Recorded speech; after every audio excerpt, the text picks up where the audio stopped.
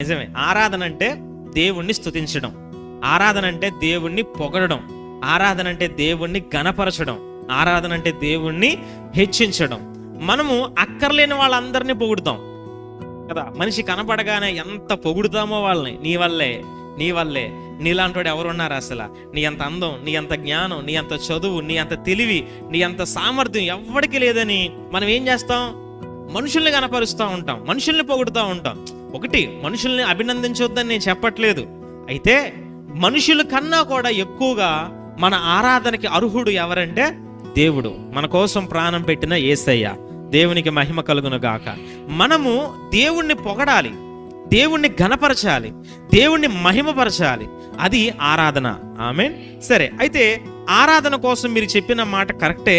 అయితే బైబిల్లో ఇంకా మనం ఆలోచన చేస్తే ఆరాధన అనే దానికి అర్థం ఏంటి అని అంటే, అక్కడ గ్రీకు భాషలో ఆరాధనకు ఉపయోగించిన పదానికి ఉన్న అర్థం ఏంటంటే టు కిస్ అని రాశారు.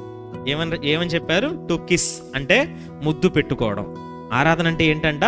ముద్దు పెట్టుకోవడం.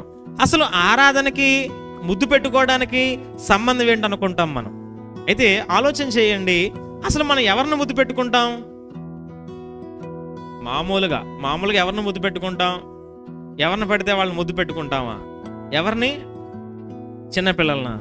ఇంకా సరైన సమాధానం చెప్పాలి. ఎవరిని?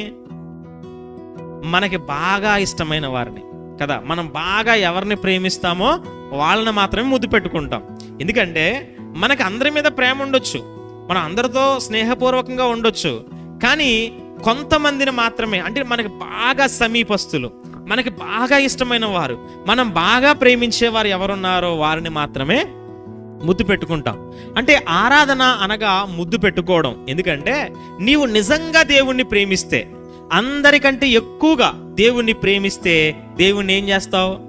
ఆరాధన చేస్తావు. దేవునికి మహిమ కలుగును గాక.